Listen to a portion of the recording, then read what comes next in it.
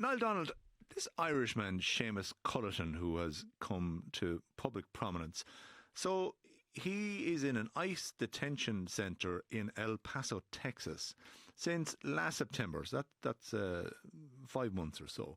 Who is he? Well, he's a guy from Kilkenny. He moved over to the US sometime in 2009 and set up a legitimate business, even though he was effectively illegal. Now, he came over on a 90-day visa to the States, which most Irish people could get. But it's basically an extended holiday visa, and he stayed on. So he would be in breach of the immigration laws. But while he's over there, he's lived in the Boston area, set up a business, construction business, and has went on and, got married and lived a normal life, but then has been arrested by ICE. Yeah, so how did he get picked up? Well, he has described, and Seamus Culleton spoke from the ICE detention centre to RTE, where he described being stopped in his car and picked up by ICE agents and brought to this detention centre. Now, why they targeted him, it's not fully clear, but certainly, presumably, they were acting on some information from somewhere. And he's been picked up, there's not a soul in the country doesn't know about ICE. I mean, it's arguably the biggest news story in the world. Donald Trump's administration have, pumped huge money into these immigration enforcement officers, and they're picking up all types of people. And it's become a huge political issue in America, who they're picking up and when and why. Because obviously there's huge public support for convicted criminals who are illegally in the country to be picked up and deported. But the real controversy comes around people like Seamus Culleton, who are living, law-abiding lives in the US, but are still being picked up anyway. Yeah, and so he spoke with RT's Live Line a week ago. He was talking about being incarcerated in a modern-day concentration camp. Which is kind of the ultimate, thing to say, I suppose. And he describes being fed, being in fear of his life because of the people there, being fed very little food all the time, being starving, and not having access to proper facilities. Made it sound, and it probably is, in fairness, sounds really like a horrific experience, and it garnered a lot of sympathy. Not just in Ireland, because of course there are Irish people arrested all the time in the US, and we've had many deported. Most of them, a lot of them in the last year have been picked up and deported without any fanfare. Most of them because they've been arrested in connection with crimes and in the US. But his case really did strike at the heartstrings, because he described living a normal life over there. And, the fact is, while he was illegally there, he described getting married over there and basically getting an authorization sort of to work while he applied for his green card as a result of being married to an American citizen. Yeah, so he has his mother in Glenmore, which is basically down in that pocket of South Kilkenny that's along the border with Wexford and Waterford. Elderly mother there who he's in contact on a regular basis. His sister was raising his cause with local TDs. His wife Tiffany then in Boston was also so bringing up the case. So it did generate quite a public and political reaction pretty much straight away.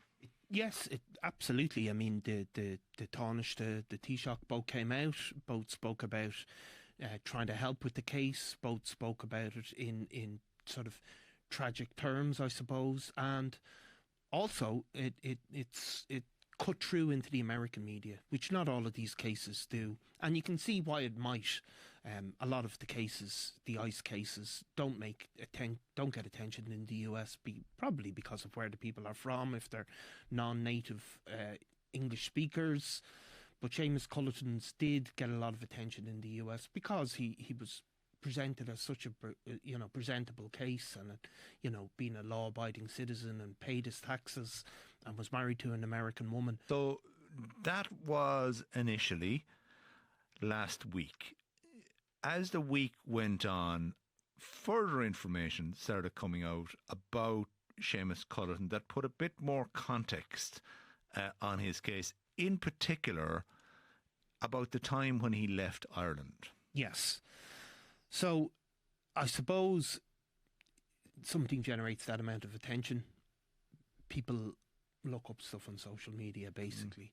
Look, I think the issue is anything to do with immigration is a big deal on social media. You'll know yourself from any articles you've ever write, any podcasts you've ever done where it touches on immigration. It sparks a far bigger reaction on social media than other things.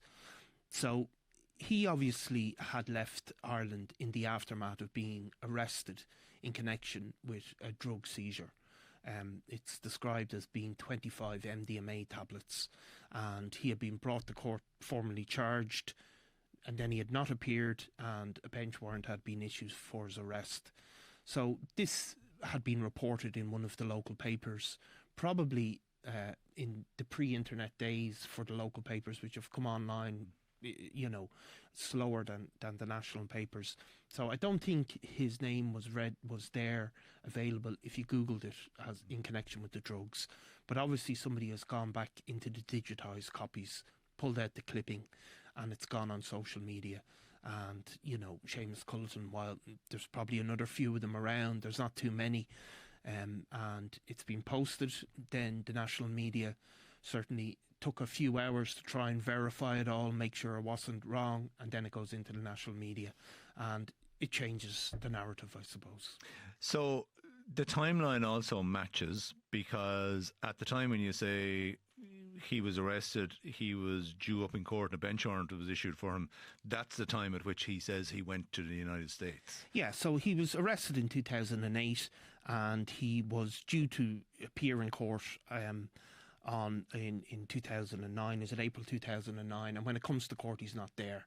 And then he's charged with a couple of offences. One is the simple possession, as they call it, of the drugs. But the second is the unlawful possession for sale and supply of 25 MDMA tablets. So that would be a drug dealing charge effectively. Now, obviously, 25 MDMA tablets doesn't put you in, you're not some sort of drug lord. I mean, it would probably be... You're not going to be talking about you on Crime World, shall we say? Well, let's not overcommit there. But I mean, 25 ecstasy tablets, you'd be on the line of, is this personal or is this for use? So, I mean, it's not proven, obviously. This is a charge that's brought against him. He didn't appear in court to defend it, but he may well say that was for my own use. And it would be literally on that line of, does this qualify as personal possession? Then he doesn't appear again in September 2009. He's obviously, we can presume he's in the US at this stage. So another bench warrant is issued, and it's heard at that stage there's also two separate charges of criminal damage. Now, criminal damage, again, would be a district court charge. It's not been proven. We don't have the details of it. But like criminal damage would be sort of, breaking a wing mirror off a car or something. I'm not saying it is that, but something along those lines. Again, it's not, some huge charge. Yeah. But nonetheless, those charges remain on the books. You don't escape those charges simply by not appearing. There's now two offences there, basically. One is the drug allegations, which he was being prosecuted for, and the second one is not turning up in court, and they remain on the books, so to speak. As you say, there isn't a posse out going to be looking for him. But if he's ever to return to Ireland, then that would... that matter might well arise. Now, another matter that came to public prominence at the weekend is Seamus Culleton and his wife Tiffany were talking last week about they wanted to start a family now that they have been married. And lo and behold, it turns out actually Seamus Culleton has got children here in Ireland. Yeah, I mean, he obviously has two daughters. I think they're 18 or 19 now, so they're just turned adults. And look, he became an international story, and they obviously feel aggrieved, given the fact that they said They haven't had any contact with him basically throughout their lives. They said they seem to have had some sort of contact with him when they were, I think it was 12 or 13. They got in touch with him over Facebook, but they've effectively described him as not being involved in their lives at all. He has 2 daughters, Melissa and Heather Morrissey, that he left when they were just kids. So they have gone public.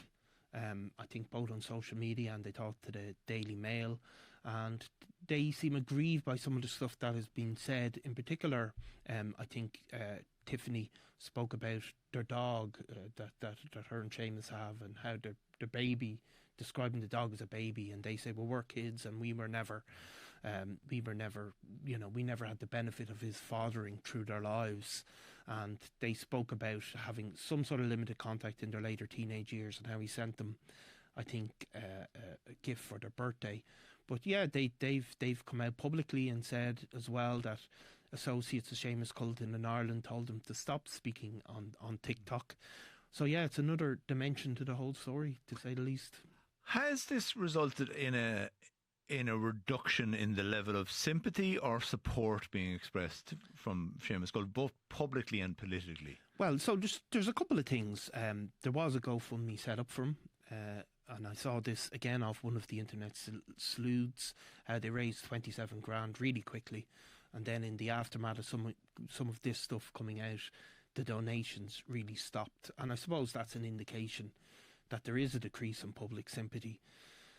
I mean, the other matter is, this happened in say, 2008. I mean, that's a long time ago. I mean, he was a young man. Mistakes undoubtedly were made. 25 MDMA, even if that was to be proven, it's certainly not indicative of somebody who's some sort of, career criminal, even if that was to be proven, and it isn't. So it is possible to have sympathy for him, for this distant past coming back to haunt him. Clearly, with his daughters, they don't have to have that sympathy. I mean, their experience of him is totally different than the general public's. They're entitled to feel aggrieved. That's their right. But it's, I suppose, Fionnán, we were talking just before we started on air about other sort of, I suppose, where you have these perfect victims being put forward for cases, not just to do with immigration. We've also had it to do with homelessness and other issues like that, where somebody comes forward as a perfect victim, where Seamus Culleton appears to be everything that the perfect example of somebody who shouldn't be targeted by ICE. And he's put forward as this. Now, I'm not saying he put himself forward, but he's put forward as this in the media. Yeah, he was described by one TD as a proper good citizen. These are the type of people who you want in your country. Yeah.